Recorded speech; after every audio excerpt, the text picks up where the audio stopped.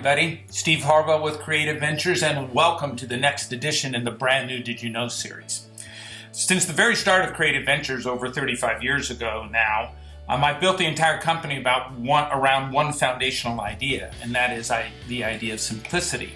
And we often use, when we work with our clients, the idea of the power of three.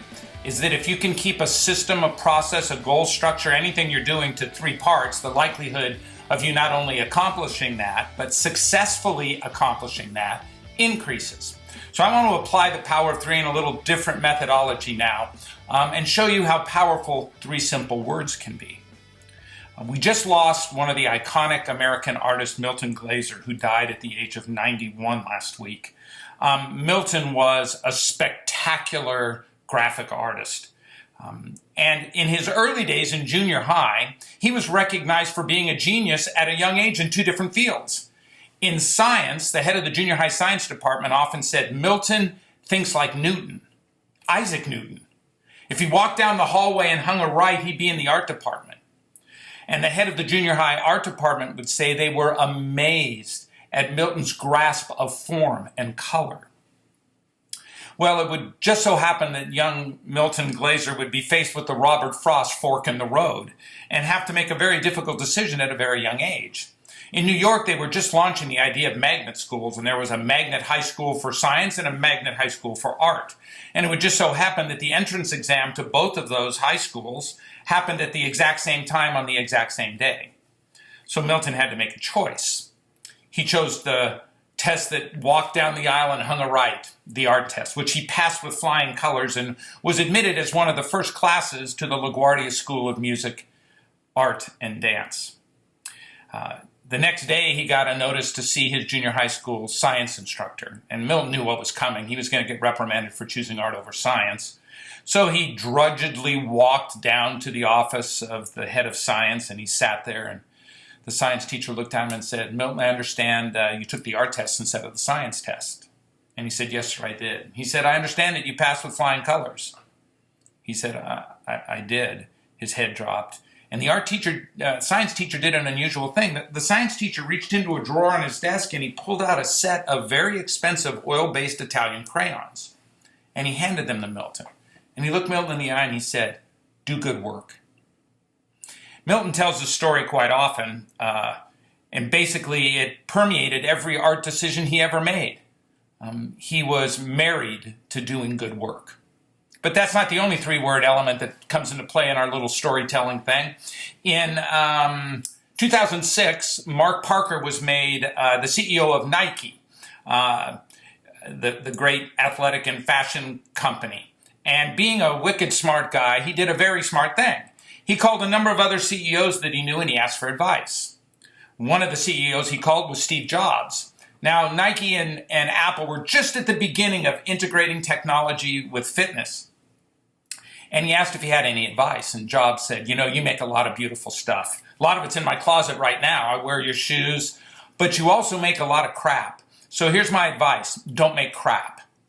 A three-word, simple set of instructions. And Mark took it to heart because he went back and reduced the line of Nike products down around the things that he thought were the best, shifted profit margins for Nike. Now, Jobs wasn't just preaching this, he was a practitioner of this. In 1997, he had reduced Apple's line of products by 70%, and it shifted a $1.4 billion loss to a $309 million profit. But that's not my last Jobs story. In 1986, when Jobs was out with Apple, he went to his friend George Lucas and he purchased the animation division of Lucasfilm, which later became Pixar. He paid $5 million for it. Some years later, he would sell it to Disney for $7.4 billion. That's a different story. When he did this, he got a young animator that came with him named John Lasseter.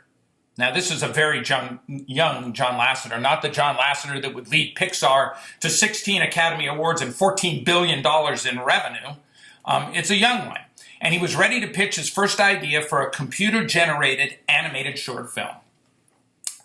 It was called Tin Toy. And he prepared storyboards and performas and time elements. When he finally got his meeting with Jobs, He sat down and said, let me take you through this. And he went through an intricate couple panels of the storyboard, and Jobs stopped him and said, John, do great, make it great.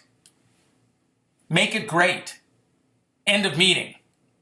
Now, Lasseter would say those simple words of guidance influenced every frame that I ever viewed or ever created myself.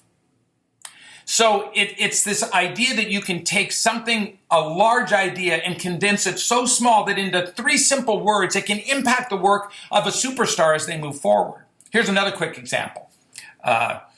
Warren Buffett, the Oracle of Omaha, considered probably the best investor in the history of capitalism, got that way by building a team that really helped him understand and analyze things as he moved forward and he could apply his judgment to. He had 3 criteria for being selected to be on that team. The first is you had to be intelligent. The second is you had to bring lots of energy. And the third is you had to have integrity. And he would say, if you don't have the third, you can forget about the first 2. There's a filter of 3 very powerful elements that allowed him to build one of the most successful investment teams in history. It's probably not a coincidence that when Thomas Jefferson was writing the Declaration of Independence, and he wanted to name some inalienable rights, he decided on life, liberty, and the pursuit of happiness. It made it through 8 edits of the Declaration of Independence. The idea that 3 is small is ridiculous. You need to think of 3 as the most. And when you do that, the idea of connecting to simple, of an emotional bridge being built around something so small and so powerful will allow your ideas to move forward. People will get your ideas, they'll value your ideas, they'll apply your ideas in the journey of an idea. So next time you're thinking about something, think about 3 instead of anything else, and you'll be in the playground of simple.